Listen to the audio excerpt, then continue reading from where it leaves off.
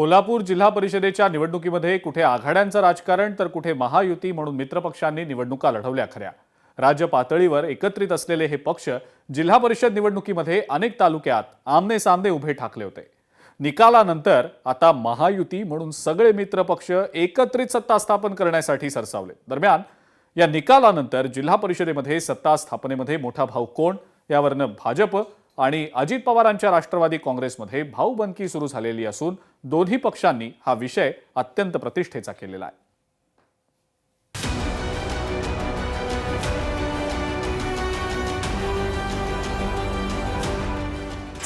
महायुतीतील दोन्ही मंत्र्यांनी केला जिल्हा परिषदेच्या अध्यक्षपदावर दावा।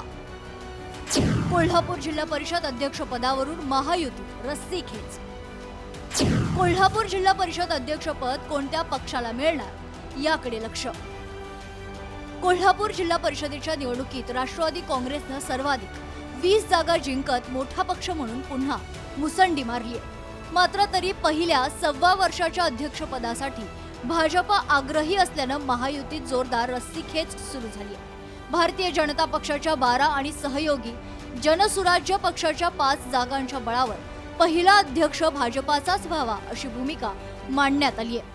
त्यामुळे जिल्हा परिषदेचा अध्यक्ष हा राष्ट्रवादीचाच होणार या संदर्भात चर्चा सुरू असतानाच भाजपनं पहिला अध्यक्ष आपलाच असावा अशी मागणी केल्यानं महायुतीतच जोरदार रस्सीखेच सुरू झाली आहे। राष्ट्रवादीनं सर्वात मोठा पक्ष म्हणून त्या पदावर आधीच दावा सांगितलाय। कोल्हापूर महानगरपालिकेमध्ये फॉर्म्युला ठरलेला आहे।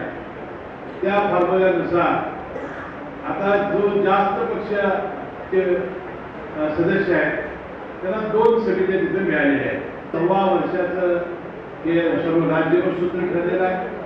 1.25 वर्षांनी अध्यक्ष उपाध्यक्षांनी 4 समित्याचे सदस्य बदलले जाणार आहेत। हसन मुश्रीफांच्या या मागणीला मंत्री चंद्रकांत पाटील आणि धनंजय महाडिक यांनी खो दिला। महाराष्ट्राला सर्वात मोठा पक्ष हा भाजपच असल्यानं सुरुवातीला कोल्हापूर महानगरपालिकेबरोबरच जिल्हा परिषदेवर देखील भाजपाचाच पहिला अध्यक्ष व्हावा अशी मागणी खासदार धनंजय महाडिक आणि चंद्रकांत दादा पाटील यांनी केली आहे। माननीय मुश्रीफ साहेबांचं माझे 20 तुमचे 12 मग तुमचा कसा असं म्हणणं आहे।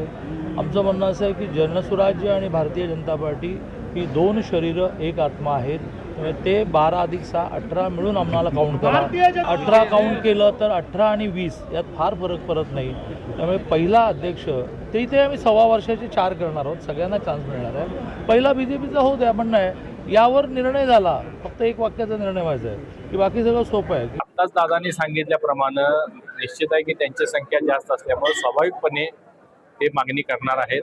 परंतु आमची मागणी असणार आहे महायुती म्हणून जर आपण एकत्रित सत्तेत बसणार असोल तर मग आम्हालाही अध्यक्षपद मिळालं पाहिजे, काही कमिट्या मिळाल्या पाहिजेत, ही आमची भावना असणार आहे।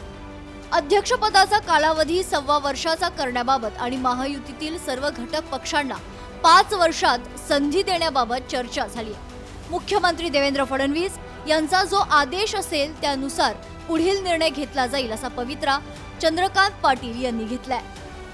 सगळ्यांना 5 वर्षामध्ये एकदा तरी स्वीकृत मिळेल। एक प्रयोग मी मांडला जो माननीय मुख्यमंत्री महोदयांनाही आवडला आहे की त्या शहरामध्ये काही स्मॉल कम्युनिटी असतात। समजा इथे सिंधी समाज आहे, राजस्थानी समाज आहे, गुजराती समाज आहे, अगदीच सांगायचं झालं तर कुंभार समाज आहे, नाभिक समाज आहे, अशांनाही या कॉपमध्ये ॲडजस्ट केलं पाहिजे। अदरवाईज ते कुठून निवडणूक लढवणार। 12मध्ये भविष्यामध्ये अशाही काही लोकांना आम्ही 1.25 वर्षाचं स्वीकृत देणार आहोत।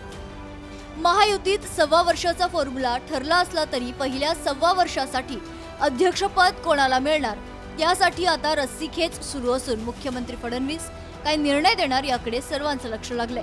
याबाबत कोल्हापुरात बैठकांना जोर आला असला तरी मुख्यमंत्री म्हणतील तसं घडणार आहे। सतेज औंधकर, लोकशाही मराठी, कोल्हापूर।